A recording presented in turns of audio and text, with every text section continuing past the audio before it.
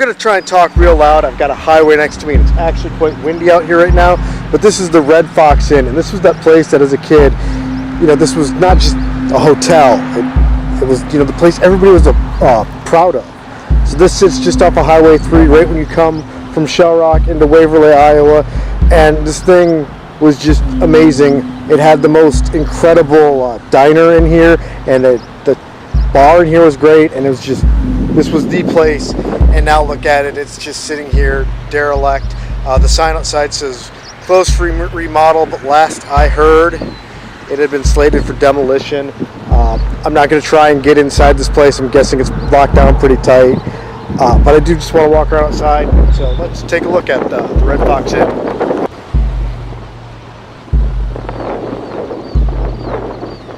So as you can see, this is actually the entrance to the restaurant. They've got the sign up here, breakfast, lunch, dinner. You can still actually make out some of the wording on the sign up here. Meeting rooms, buffet. If you actually walk up and look in there, I don't think I can get any footage of it. They do have a bunch of stuff piled up inside there. This is really cool. So this was a Best Western hotel when I was a kid. Actually, this was the happening place, but they never really updated it. I've heard it had a lot of problems with management. I've heard they had bed bugs. Another good reason why I would not try to get in here, because who knows if they're still here. I wonder if we can see this. This is Bremer County Tourist Center is in here. But this is one of those buildings that's just fascinating because there wasn't really big hotels like this around here. This was the place, and like I said, the restaurant was always popular. It was one of those, especially Sunday brunches after church sort of a thing. I just love the name, the Red Fox. It's just really cool, like kind of an old world name. You think of like things like fox hunting or something. The Red Fox. I just love this logo that they got up on here. Let's walk around to the front entrance of the building. So before we get up to the front entrance, this is great. This is the outside of room 109. Now, a lot of these first floor rooms have an outside entrance and an inside entrance. 109 means nothing to me, but right above it would be 209, obviously. My friend Darren, his family used to always attend this big New Year's party here. They had a standing reservation, and their room was always 209, and I would usually come during the day with them for a bit. Look at these pillars. And so, you know, I just got used to 209. It's been this thing, like, even now if I stay at a hotel somewhere, I'm always asking, like, hey, is room 209 available? That's the room I want to stay in. It's just become this crazy thing for me. You just gotta love this where you drive up here. Moving the camera a little fast, I apologize for that. Woo! Bird almost hit me. Oh, the birds have a nest up there. That's pretty cool. I wonder if I can get a shot of that. Maybe they're getting agitated by me being here, but I just love the work with these pillars here. But this is the main lobby. They've even got these Red Fox Inn benches. I wonder if I could get one of these benches. I'd have to like find out who owns this place and see if they would let me take one of these benches as opposed to getting rid of them. That'd be so cool to have outside that place.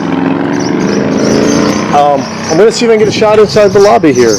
Looking through the glass, that might not be possible, but we'll see what we can do. You might just get my reflection, but yeah, it's not going to work too well. But I'm looking in there, and it looks pretty trashed. There's a mattress on the floor right there, and it's too bad because you can see into the pool area. And let me tell you, this place had the most spectacular pool area. So many times coming out with friends just to go swimming. It was great. So many memories. We actually have a really nice view across the way here, across Highway 3. Kuna Mutual Group has a bunch of buildings over here. There's a big solar panel, but the field of solar panels is fairly new, but I remember as a kid all these little lakes out this way that you can see. And so even though you're next to this highway right on the edge of the city, this does create a nice look. If you were staying on this side of the building, you really did have a pretty incredible view. They really made it look nice. When I was a kid, I always thought these were golf courses for some reason. They might have been then, but I do remember all these office buildings over there. That's probably what it was. You can't take my word for that 100%, but again, these little lakes they have with their little fountains in them, they're just fantastic, and you would have had a great view if you stayed on this side of the hotel. Over here, we're on the side of the building. And back right in here is actually where that pool area would be, and there was also a small bar above the pool, but then the bigger bar was inside. They were both really nice. I remember we stayed here once in like '94 where we were visiting Shell Rock, and they actually had a big screen TV in the little bar area that's next to the pool, and they had a Super Nintendo hooked up, and you could go to the front desk and check out games and play that. I remember playing Double Dragon, was it like Super Double Dragon 4, I think it was, and that was the better of the two games. The other one was actually Home Alone. I remember playing the Super Double Dragon 4 with a bunch of kids out there that were staying here as well, and it was just such a blast. You know, our parents were doing whatever they were doing, and you know, playing games with complete strangers. Oh, here we go. Here is the swimming pool. If we can get a shot of this. There you go. That is the swimming pool. So over there, behind that glass would have been the bar. It's a nice big walkway, and then over here you can see where the hot tub is up in the back left over there. So yeah, that's the swimming pool. Too bad you can't get in there and it's not cleaned up. You can't get in there with some skateboards or something. That'd be a ton of fun. So many memories for me in that pool with my friend Darren, actually, oddly enough. I can see there's a window that's been busted open up there, so it looks like somebody may have been in here. Honestly, the way the inside looks kind of trashed, and there looked like some looks like there might have been some toilet paper like unraveled inside the swimming pool when I was looking there. I don't know if you could see that on the camera. So I wouldn't be surprised if people were squatting in here at all. And I'm parked out front, and they have everything blocked off, so I do somewhat anticipate the police possibly stopping. It would be unusual. I'm sure if they drive by on Highway 3, I might get stopped by the sheriff, but I'm not doing anything, so I'm not terribly worried about it. Said we're not going to try and go into this. I have done urban exploration. I've never filmed it before. This would possibly be a place, if I saw an opening, I might try and go into, but again, since you know, reports of bed bugs, and you all know I've been through that before, I absolutely would not go inside here. And again, with that window being busted open and the way things look with mattresses on the floor and everything, I don't believe I would even attempt to get inside here. You can see there's a stairways up in here going to the basement and the upstairs. So it is getting really windy out here, the spot I'm at, but anyway, back here would be the backside of the pool, and you've got this nice deck that was out here. So you can actually see a chair that would have been inside one of the rooms sitting out here. It's what was once a beautiful courtyard, now overgrown. Back here you can see this wooden area here, I believe actually would have been the pub. I mean, that's really cool. I'll get a bit closer for this.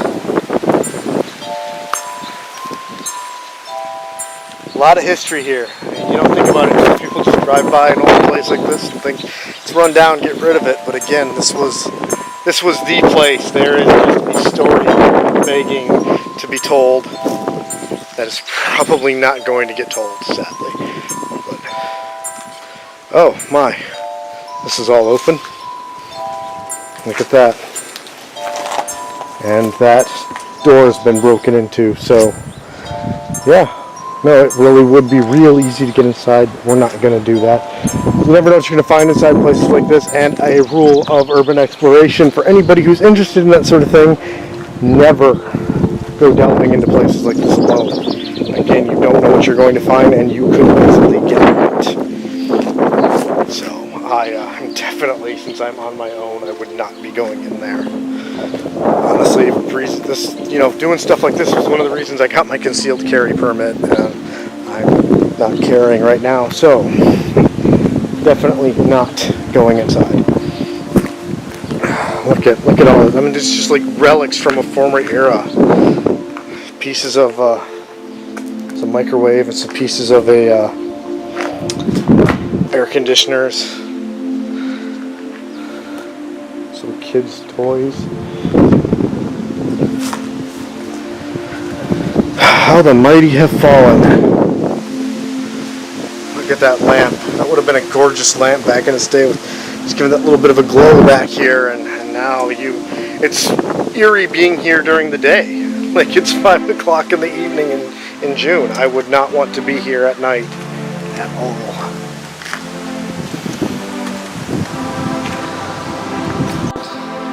Just see all this broken glass.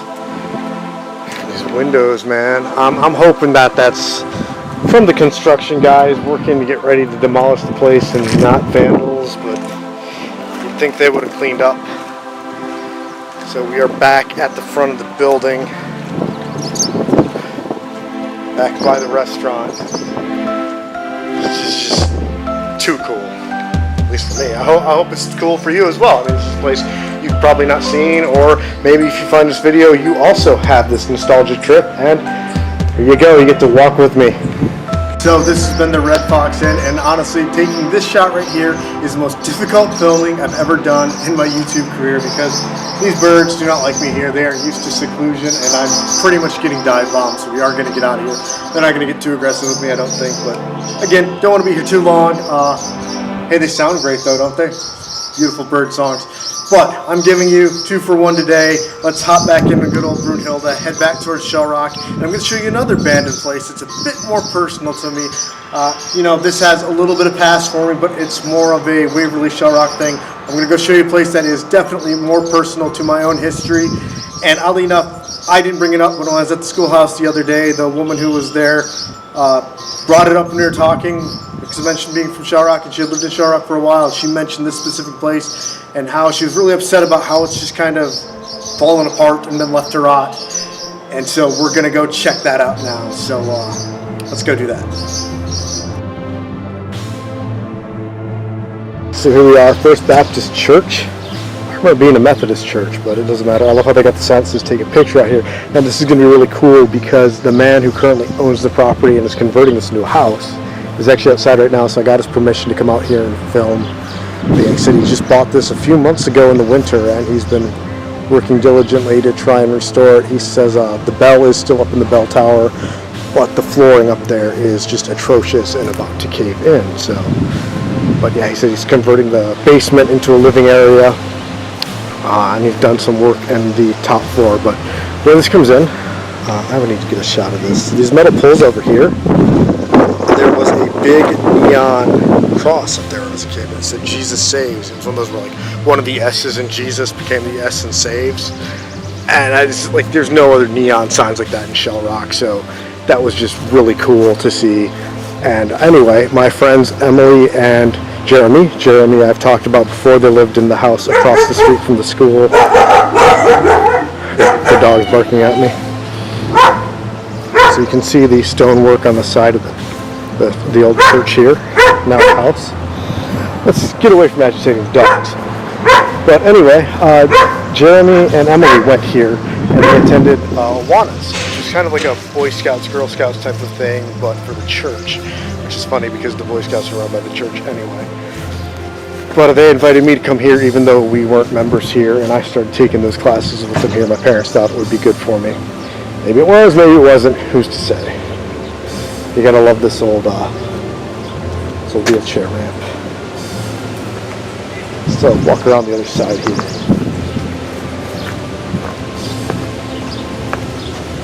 So I just have so many actually fond memories of coming here to this definitely an old-timey country church in the middle of town.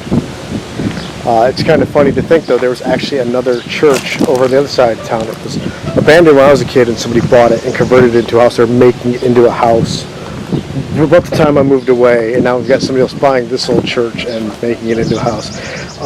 So I was asking the guy some questions here. Turns out he's actually a carpenter, so he definitely knows what he's doing. Got another bird nest up in here. He was telling me a lot about what's going on, but I had one question, because I've always thought it would be cool to live in an old church. You guys know I love my Gothic flair, and that would just be cool to have an old church to live in, especially if I could get one that had a little tiny cemetery next to it, and then have my hearse sitting outside. But my biggest question has always been, what is heating like this thing like in the winter? And he said it was pretty rough. It's about as expensive as you would think it would be. I think he said in the basement he put in about 800 square foot worth of flooring, so you're looking at about 800 square feet around here between 2 floors. So, but yeah, we're gonna get out of here. That was really nice of him. He's got the picture, sign that says take a picture, because he says people always drive by slowly, and he's like, yeah, take a picture, put it up online. But he's nice enough to let me film. So yes, this is the old church that I went to, even though we weren't members here, the Iowa's glasses, and it's looking rough, but it's, you know, being fixed up. I just love that steeple up there at the bell tower. It's too cool. Filming from the dashboard of my car. I don't know why I didn't think about this, but I got a picture of the Baptist church outside of Shell Rock, and then I thought, man, I really should have taken some pictures on my actual camera, on my phone anyway, of the Red Fox. Well, plenty of daylight left. Came back out here. I'm actually sitting outside the Red Fox right now. Walked around, got some pictures. I'm going to put them into the video, a little bit of a picture slideshow for you after this. But something cool, I don't know how I missed this because I walked right by these when I was filming, but I noticed on the ground were a bunch of old key cards. It's a shame they don't say Red Fox Inn on it, but I grabbed one up, the cleanest one I could find. So got myself a nice little Red Fox key card as sort of a memento. Maybe I should have grabbed the rest of them and given them away to anybody who wants them, but since they don't say Red Fox Inn on them, they're probably not much of anything. It'd be great if they did though. But hey, I'll know, and you'll always know I got a key card from the Red Fox Inn. So yeah, that's all. Thanks again for watching, and enjoy the photos.